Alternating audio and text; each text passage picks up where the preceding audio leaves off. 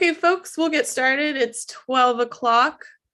Thanks so much for joining me today for this presentation. I'm just going to pull up my presentation.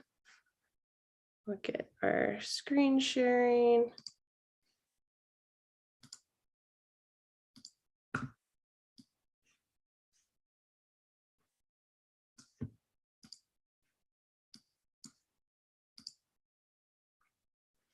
All right, let's get started. So this is an informational webinar on the FY23 HISC call for proposals. This will be going over the funding process and application guidelines. My name is Chelsea Arnott. I'm a planner with the Hawaii Invasive Species Council. Like I said earlier, we are recording this, so it will be posted to our HISC webpage with the FY23 HISC call for proposals. And I'll be sharing that link with you guys in the next slide. And that was also sent out through that HISC email announcing the call for proposals and also registration for this webinar. This is webinar style, so attendees don't have the option to have their camera or unmute. So if you do have questions that come up as I'm going through the presentation, feel free to put those either in the chat box or the Q&A box. We have Chuck and Elizabeth with HISC that are going to be monitoring both those spaces so we can make sure to answer those questions. I do have an hour allotted for this webinar. I don't think it'll take that whole time, but if for some reason we're not able to get to your question, I will make sure to address that either in a fact sheet that we'll post to our webpage, or also I can send an individual email for whoever sent that question to make sure we're addressing any questions that come up along the way. So just what we're going to cover today. And thanks, Elizabeth, if you wanted to put that link to our FY23 call for proposals, that would be great for folks to be able to see that. We're just going to go over quickly just some background on the Hawaii Invasive Species Council and the funding that we receive each year to support invasive species projects and programs. I'll be taking a little bit more time to go over the funding priorities. This is primarily how proposals are scored, is on these funding priorities. And I just want to make sure everybody is on the same page when they're filling out their applications. And then we'll go over the FY23 funding process, just providing an overview. I'll give you a timeline. There's still some dates that haven't been determined yet, and going over the call for proposals, evaluation, the resources working group meeting, council meeting, and then just briefly touching on if you do receive a HISC award, what you can expect from that. And we'll have time at the end to have some question and answers. And what you'll see down here is the full guidelines page. There's a link to that. It was also sent out in that email, and we do suggest that you read over all of that. This webinar will touch on a lot of what's in those application guidelines, but this is also where your online application form can be found.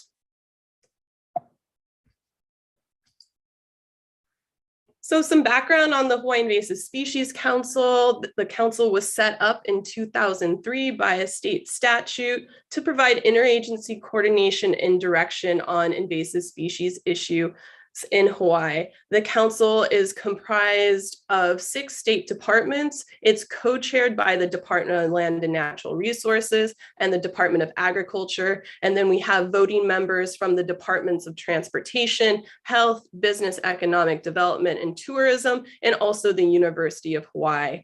Each year, HISC receives funding through the state legislature, and it's to support projects and programs that fill gaps between agency mandates and existing programs, and or advance our collective knowledge and tools through research and innovation. I wanted to highlight in 2017, the Department of Agriculture launched the Hawaii Interagency Biosecurity Plan. This is a 10-year comprehensive plan. It identifies over 140 action items to address and improve biosecurity in Hawaii at all fronts. So that includes pre-border, border, and post-border. And again, this is the state's plan to improve biosecurity and what we've been working on with our state departments to implement over the course of the last 5 years. From that, we have just in 2020 released our HISC and CGAP's 2025 joint strategy. CGAP's is one of our partner agencies. It's the coordinating group on alien pest species, and we really align with them on a lot of the priorities that we're both trying to achieve in invasive species work and management. So this 2025 joint strategy took what was already in the Hawaii Interagency Biosecurity Plan and worked with our partner network over the course of a year to put this plan together. And it's really identifies what are the priorities we need to be working on in the next 5 years when it comes to invasive species. And so just touching on that, this is where our funding priorities come out of for HISC proposals. It's through this HISC and CGAP's 2025 joint strategy. And so we do recommend that any prospective applicants, if you haven't read through it already, it would be great for you to read up on that joint strategy and just understand where those strategies came from, what their background is, and it also has some action items that fall under each of those strategies. So the FY23 funding priorities, again, like I said previously, they're based on the HISC and CGAP's 2025 joint strategy. And for applications, this is primarily how your applications are going to be scored, is based on your project or program's ability to address these 5 funding priorities. I'm going to go over these each in a little bit more detail. Because there has been confusion in the past of what each of these means and people selecting things that maybe don't apply to them. So I'm going to spend a little time on that. And we'll start with priority 1. And what you'll see is a description of the priority. And then the next slide, I provide some actions that fall under each of these priorities. And these actions aren't exclusive. You can have other actions that are addressed in your project or your proposal that still address this priority, but maybe aren't listed under the actions that I'm providing to you here. And all this information, again, this is provided on that webpage that I shared earlier. And then also as you're moving through your application form, this information will also be on there when you're deciding whether or not your project addresses each of those priorities. And I will take some time to show you a copy of the application form, just so you kind of, if you're not familiar with it, you understand what I'm talking about here. So priority 1 focuses on prevention and early detection, rapid response to new invasions. It's keeping terrestrial and aquatic invasive species threats from arriving and establishing in the state by identifying and addressing high-risk pathways and major modes of introduction, improving and continuing early detection and rapid response activities. And really for this one, we're talking about new species, and new is defined as a species not known to occur in the state. And the EDR efforts, or early detection and rapid response efforts, would focus on actions to prevent new species introductions and establishments. And just some quick examples of, species that would fall under this: Africanized bees, red imported fire ant. These are things that aren't currently known to occur in Hawaii. So that's really what this priority 1 strategy is hitting on. And I'm not going to go through every single action on here, but just know you can look at these, will be referenced in the online application form and also the web page we've put together. But these are just some of the action items that could help you decide whether or not your project is addressing priority 1. Conducting quantitative risk analysis, developing best management practices and strategies for reducing the introduction and movement of invasive species at critical points, so like the airports, the harbors, the highways, even procurement contracts, maintaining or strengthening early detection and rapid response capacity on each island for monitoring and responding to new invasions, even conducting legal reviews. So these are just a few examples of that. And Chuck and Elizabeth, if there's anything that comes up that I should address before the end of the presentation, just let me know through the Q&A box or the chat. Priority 2 is the management of the inter and intra-island movement of invasive species. So this one focuses on keeping aquatic and terrestrial invasive species threats from spreading within Hawaii. So that's the inter and intra-island, and kind of similar to priority 1 through identifying and addressing high-risk sources and pathways, major modes of introduction and spread, and continuing to improve early detection, rapid response for new populations and existing incipient populations of invasive species in Hawaii. So a lot of the activities say that the invasive species committees do by working on incipient target species, they would definitely fall under this priority. The work across the islands on little fire ant, that would also fall under this priority. So it's things that are known to occur in Hawaii and addressing or managing those. And then similar to the last one, there's some action items that fall under this and can help you decide, does my project address priority 2? So identifying and implementing cost-effective tools, technologies, and methods that improve management, conducting early detection surveys and providing rapid response where necessary, adopting best management practices, developing voluntary initiatives that mitigate the risk of invasive species movement, and promoting the use of the state pest reporting system.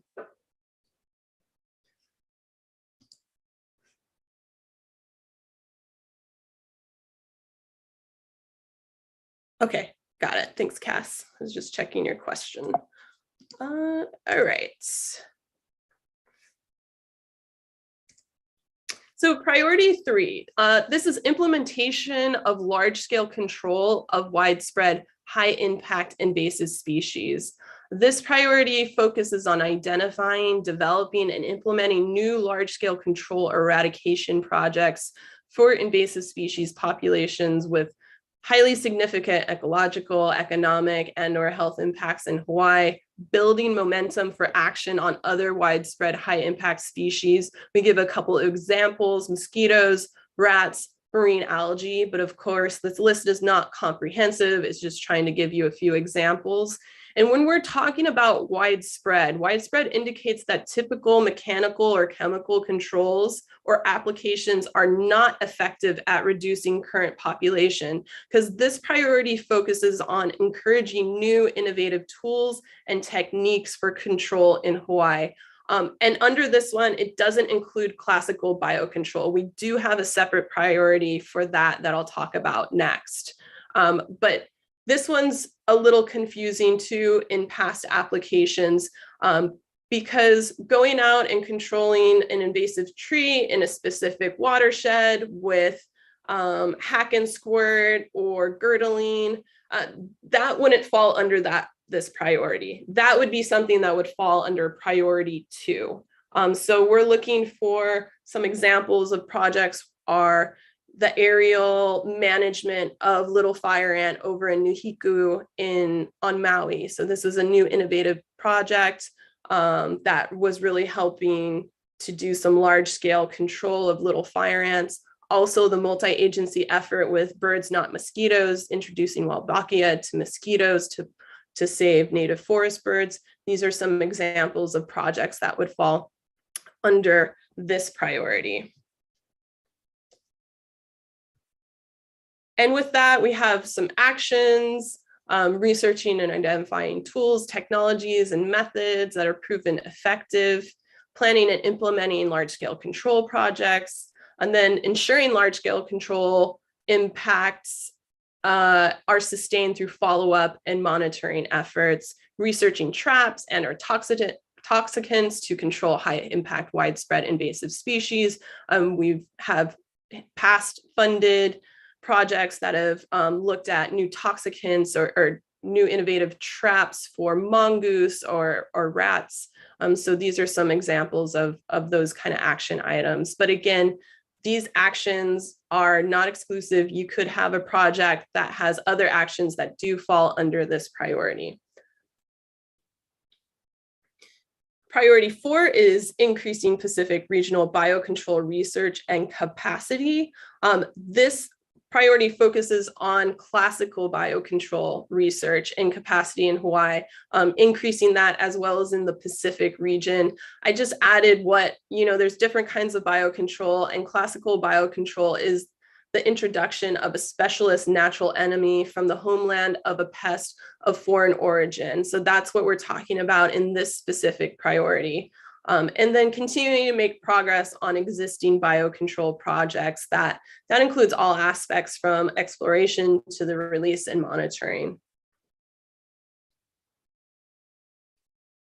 So just a few action items: advancing development of biocontrol agents currently being evaluated for release in Hawaii, and then advancing the development of new biocontrol agents. So we definitely want to continue to maintain those current efforts that are happening, but also support the development of new biocontrol agents in the future. This also touches on building and maintaining public support for 21st century biocontrol practices.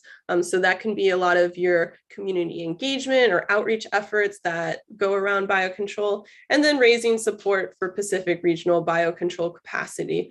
This could be working with folks from different agencies, congressional delegates, leadership level folks, just anybody that we can brief them on and build support for biocontrol in Hawaii and in the Pacific region.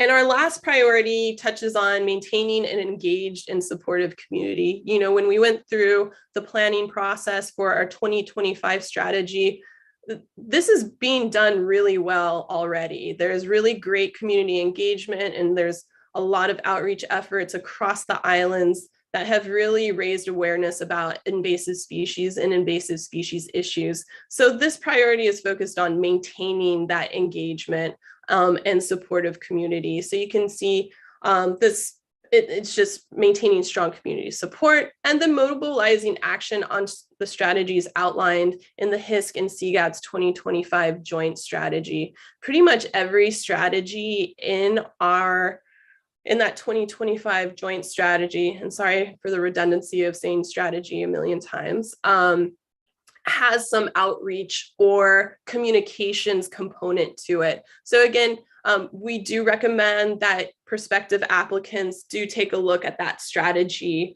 before filling out their application. And then we'll go into just a couple of the actions. Some of it's just business as usual, developing and disseminating educational products. You saw a photo from Christy Martin with the Coordinating Group on Alien Pest Species and Club Sullivan, who put together that award-winning documentary Saving Ohia, Hawaii's Sacred Tree. I mean, those kinds of projects that are just really getting people educated and being able to reach a large audience are really great and fall under this strategy. Coordinating statewide and regional strategies and messages, increasing knowledge of social science, and then using those tools of social science and social marketing, increasing political will, support invasive species work and issues. So a lot of those outreach components fall under this strategy 5. Okay, I'm just going to take a pause and just see if there was any questions. Okay, looks like we're doing okay.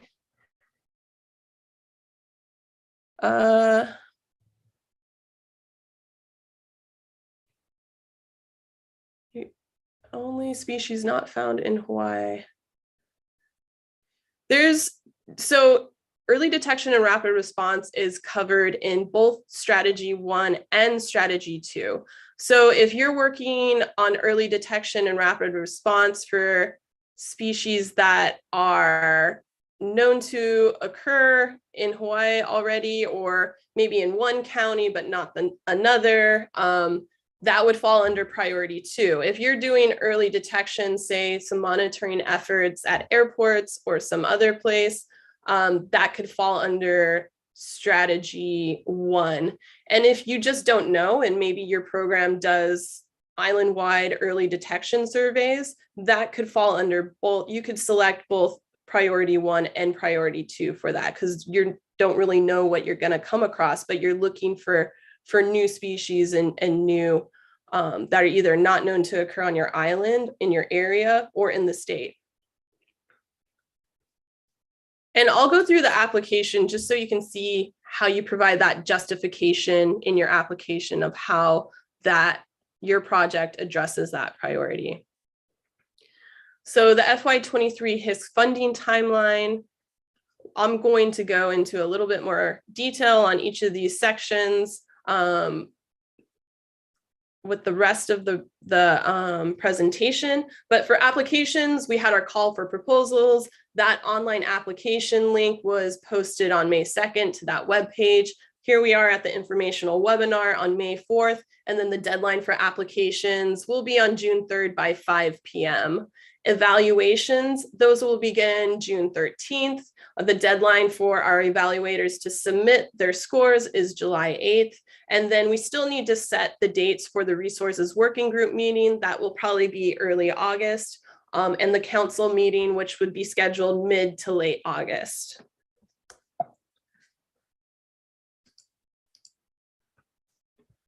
Again, this information is included on that webpage in a little bit more detail, but I'll go over a few of the sections on there today. The deadline again is June 3rd, 5 p.m. Late submissions may or may not be accepted at the discretion of HISC staff. Eligible entities include state and county agencies. That includes the UH system and federal agencies partnering with state agencies on issues relevant to Hawaii. Public universities in other US states are also eligible if they're working on issues of concern to Hawaii. So we don't do, private or nonprofits, but if one of these eligible entities does want to do contractual services or contract something out, you can write that into the budget. Proposed projects should be for novel research or interagency collaborations, not for regular departmental functions. But again, HISC funding is there to support gaps. And so if there is a departmental need that is being proposed for HISC funds, we'll definitely consider that. That doesn't mean that you're disqualified from the process. Multiple proposals. A single entity may submit multiple funding proposals. Applicants working in multiple project areas are encouraged to submit separate applications where possible. And that just helps with kind of understanding the purpose of your project and the narrative. If there's a lot of things going on in that narrative, it might be a little bit more difficult for the evaluators to tease that out. And I think that falls more in line with some of the programmatic asks from the invasive species committees, how they ask for, operational budget to support kind of the control of their target species, and then they'll put together a separate proposal for their outreach program. And then projects versus programs. So in the past, it has been difficult to weigh the value of small one-time projects against large multifaceted programs that apply for funding each year. To address this, evaluators will consider these two types of applications separately during the scoring projects. So we'll be comparing small projects with other small projects and large programs with other large programs. And large programs are typically defined as across an entity's proposals, that total amount requested to HISC is either 300,000 or more. And then small projects would be less than 300,000. And a lot of those programs are continuing proposals. So we do want to pull those out separately, evaluate them separately compared to those smaller projects.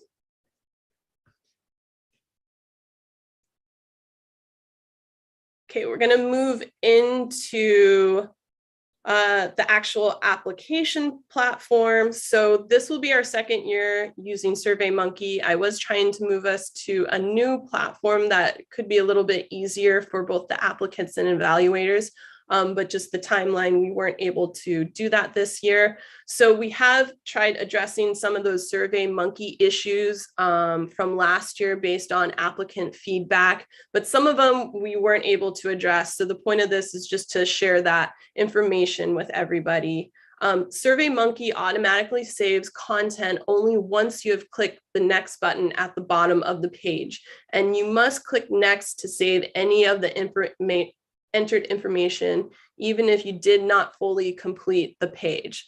And I can show you that when we go on to the application webpage, just so you understand what I mean, and that you're not, applicants aren't scared of losing their data because they're not doing the right thing. Applicants will receive a message that their proposal was successfully submitted once done is clicked on the last page, but you will not receive an email confirmation. So right when you click done, which is your final submission of your application, you'll just get a pop-up screen that says that your submission was successful. Unfortunately, we weren't able to set up an email confirmation through SurveyMonkey just because of the way we're distributing the online application. And again, this information is included on the application guidelines, just so everybody's aware of that. And then SurveyMonkey does not have the ability to provide a PDF or Word doc version of the submitted proposal. We do recommend copying and pasting the content to a Word doc before you finalize your submission for future reference. If you need to do a best and final offer and turn that into your fiscal office, we recommend just copying and pasting that content. We also provided a blank copy of the full application. I know a lot of applicants like to do their application on a Word doc or something else before, because there is no spelling or grammar check through SurveyMonkey. So a lot of folks like having that blank application form. They'll fill in their narrative, project description, and then just copy and paste that to the online application form. Final submissions, though, must be through SurveyMonkey. Okay, so I will take you just on a quick tour of the application. It's very similar to what folks, if you applied for funding last year, it's very similar format to that. And again, these are the application components. It's a really simple form. It's project information, your narrative, applicability to the funding priorities, a little bit on project reporting and outcomes, then your budget, leverage funds, and then reviewing your application and submitting. So I'm just going to exit out of this real quick. And then just for reference, this is our HISC page, and you can find all this information under this tab, FY23 HISC call for proposals right here. And then you can see that the FY23 HISC online application form. So that's actually where you will go to start your application. I'm actually going to use a copy just so I don't mess anything up in the process.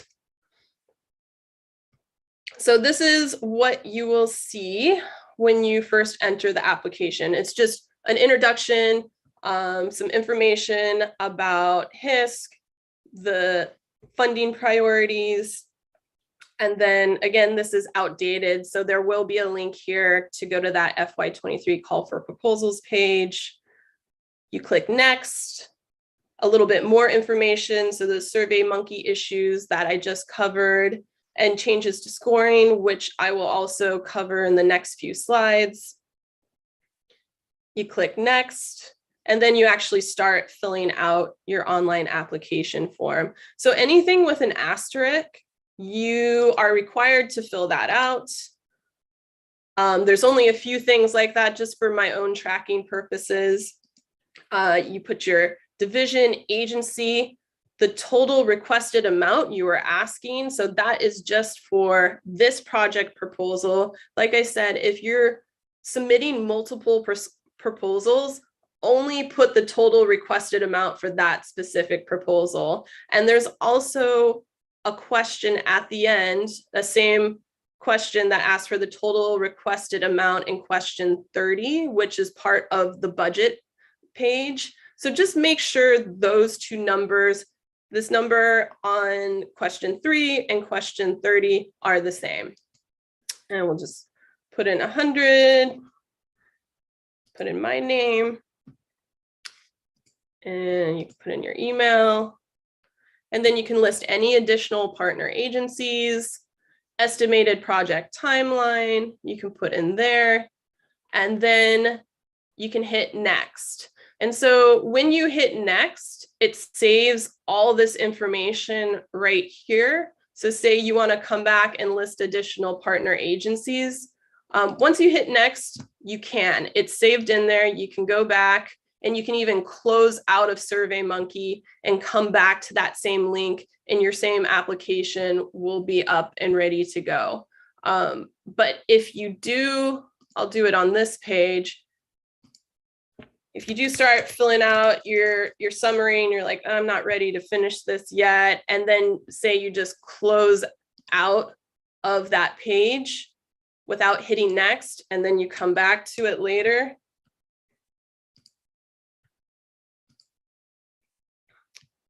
Oh, sorry. Let me see here. Why didn't that save?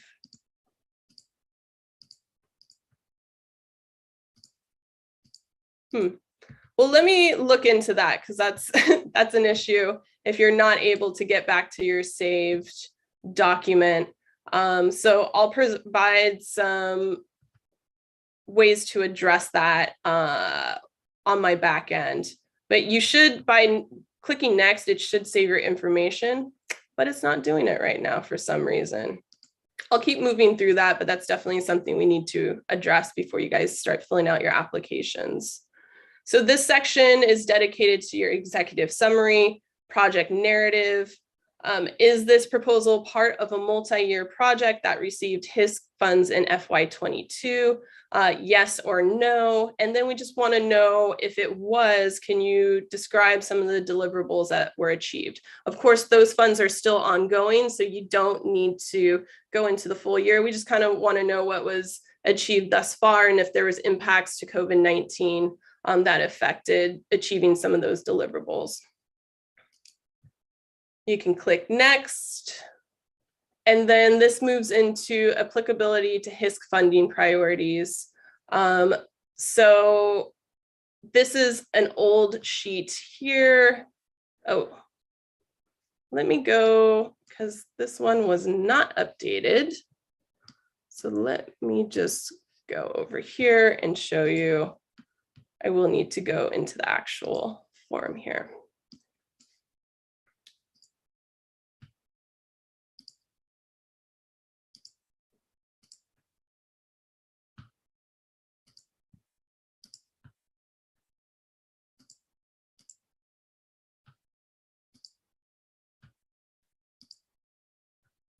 Okay, so this is what you'll see when you get to the HISC funding priorities. It has a link to the joint strategy if you didn't have a chance to review that, and also the Hawaii Interagency Biosecurity Plan. It provides a brief description of each priority, along with a list of actions, which I went through at the beginning of the presentation. So you'll see here, priority 1, you have a description, and then you have some suggested actions under that. And then what you do is, does this project address priority 1? Yes or no? If you do select yes, you need to provide a brief justification of how your project is addressing priority 1. And you'll do that for pretty much all the priorities. You want to select yes or no, and anything you're selecting yes to, providing a brief justification, again, of how your project addresses that priority. So that is our priority page. And again, Chelsea, yes. sorry to interrupt. Since you have the priorities up right now, there was another question from Cass regarding priority 5. Does priority 5 include extension work, as opposed to awareness? Yes. Priority 5 can include extension work. And, you know, when things aren't explicitly listed in that action sheet, you just want to put a little bit more effort into that justification and how it is achieving that. And engaged in supportive community, that priority is very broad, and it isn't specific to any stakeholder group. So extension work, working with farmers, communities, that would all fall under this engaged and supportive community.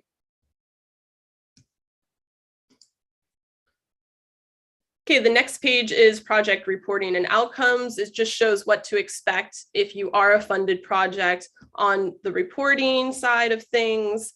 And then this is where you get to list or provide a description of deliverables that would be achieved if you received FY23 HISC funding. And that's the only thing you need to select on this page or input. Your project budget. This is, you can either provide your budget either by entering it through questions 23 through 29, or you can upload a separate document that has a budget. So that could be a spreadsheet, a Word doc. I provided an example of a budget. You don't need to go into this much detail necessarily. It does help the evaluators and HISC staff on just knowing what your project is going to be achieving. But these categories are really important to include in these categories here. So you can either fill it out through these questions, or at the bottom here, you're welcome to upload a file that shows your budget, and you can include leveraged funding on that budget worksheet. You'll see when I click next, there'll be spaces to include what leverage funding you do have, but you can also just include it on this overall budget spreadsheet. And question 30, again, as I noted at the beginning when we started going through this application, needs to match question 3. This is the total requested funds you're asking for this specific proposal. And it should add up to whatever your budget says too. There's also a question about scalability. You know, if you're asking for 5,000 to contract services to develop some kind of trap, and that's exactly what the contractor needs to accomplish that, then you might not have the scalability of some other programs. So just make sure you're selecting the right one. It's not scalable. If it's less than 90%, remove my application. It's somewhat scalable, or your project is scalable at any amount, and any funding is useful. You can click next. And again, this is, oh, sorry. I made this required, so you need to fill that out before moving on. And then this is leverage funding. Again, you can either put that in your uploaded spreadsheet, or you can enter it here. And then this is the final page. So you can just go back and review your application and make sure everything is filled out to the way you like it. We also recommend that if you're not subscribed to our HISC listserv, that you subscribe to that, because that's how we'll send out the announcement for the resources working group meeting and the council meeting, where we draft the recommended budget and approve the final budget.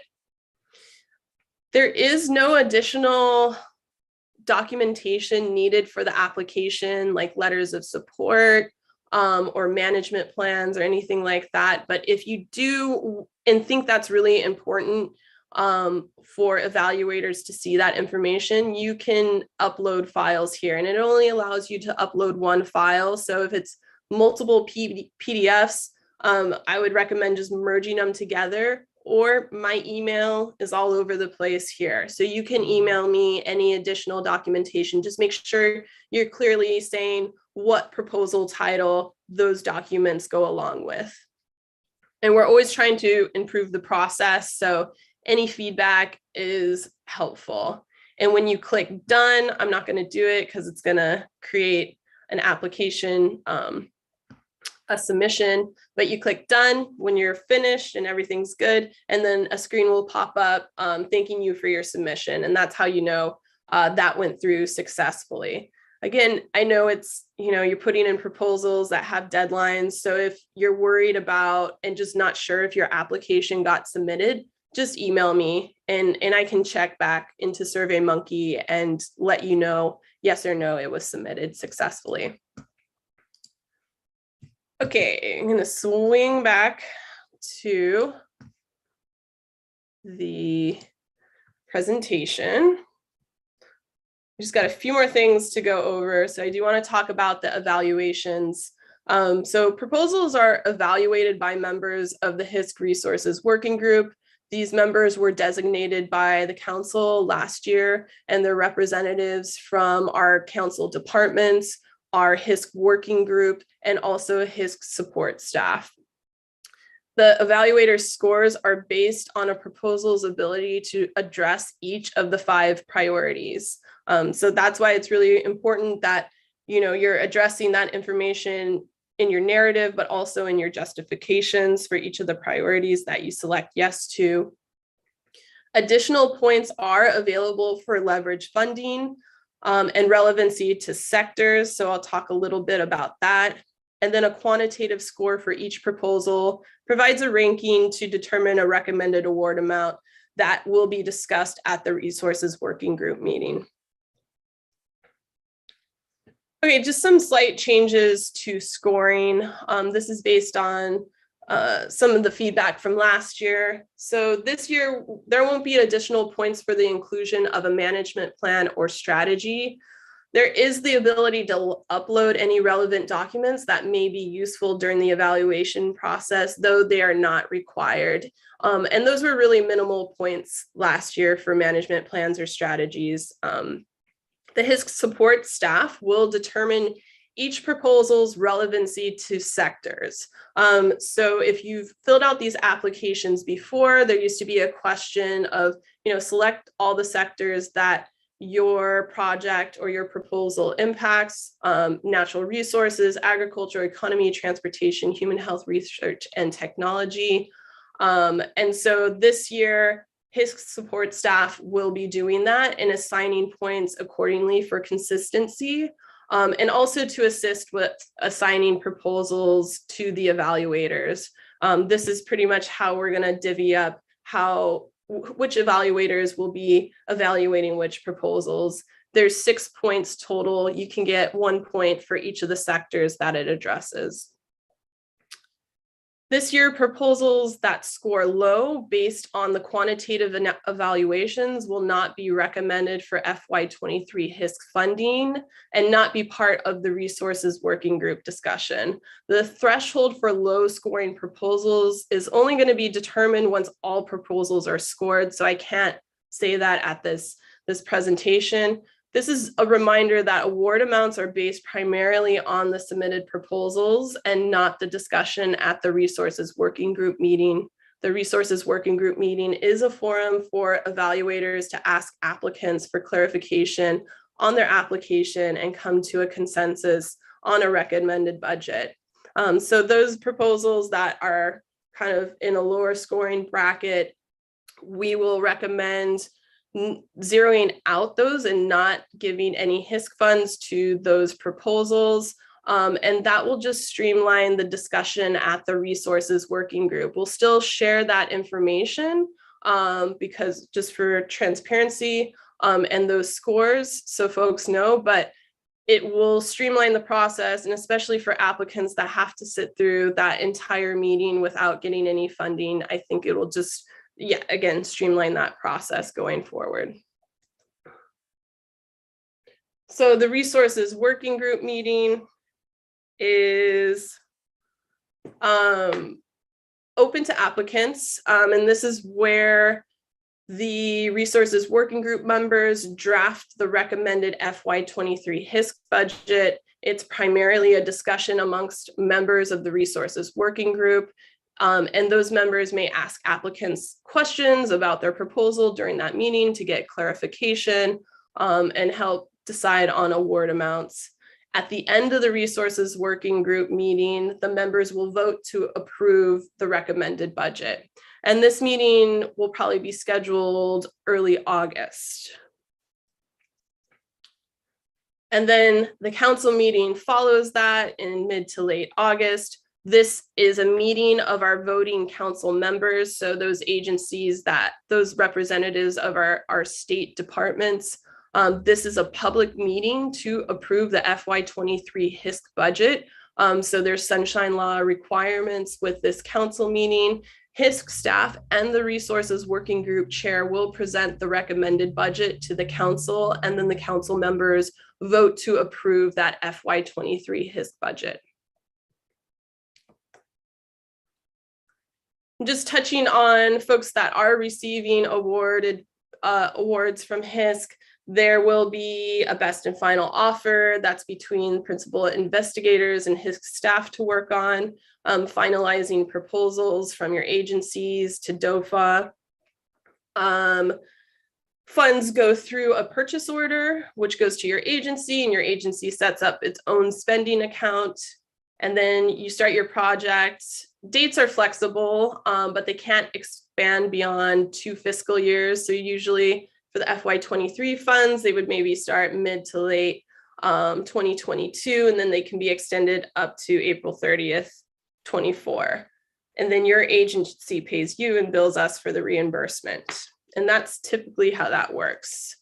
So we are covered all of these topics, and now we can move on to some Q&A. I see a couple questions in here. Let me just get out of here.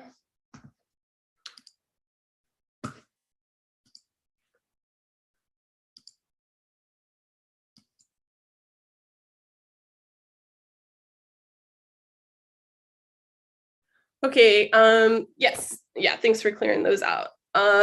So last year, the evaluation method seemed to favor omnibus projects over smaller proposals. I noticed separate proposals are encouraged this year. Can you comment on this? Yeah, and this is being addressed in how we define projects and programs. Like I said in the presentation, it's hard to compare those smaller pots of money or those smaller proposals requesting maybe one-time funding versus those programmatic asks that are part of continuing proposals and requesting larger amounts. So we are going to be looking at those programmatic asks separately from those smaller proposals. How are points awarded for meeting each of the priorities? Evaluators will be able to score each of a project's ability to address those priorities from a score of 0 to 9. And there's some defining. 0 would be like, no, this doesn't meet it at all in any way. 3 would be like, it kind of addresses it. A 6, so there's in increments of 3. This is how it's always been scored for the last, I think 7 years, is on these increments of 3. And then 9 is, yeah, this is critical. This project is critical to addressing this priority. The scoring system last year used the score to optimize funding in a way that virtually all proposals only received and up to about 70% of the ask. Will this be the same this year? I can say that we will be using the quantitative score that comes out of each proposal and the amount of funding that HISC has to support projects to come up with award amount. I agree, there is some. The algorithm that's been used in past discussions has been helpful in getting us a baseline number to start those discussions out at the resources working group. So we are going to use that and also look at past year's funding to figure out, what the award amounts will be this year. So sorry, I can't say that we're going to use that same algorithm this year for the evaluation process. Okay. Any other questions? You can put them in the chat box. if something's not clarified, I'm happy to, we can unmute you if you would like to ask any other additional questions and maybe not put it through the chat.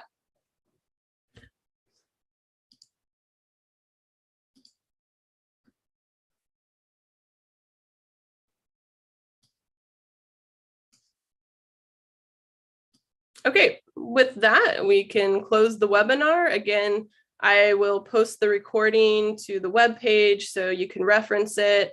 All the information in this webinar is also on the application guidelines, and I will probably make a slight change to the application guidelines just to address that issue about hitting the next button and it doesn't seem like it saved the information. So I'm going to go back and take a look at that and provide some explanation on that on our application guidelines page.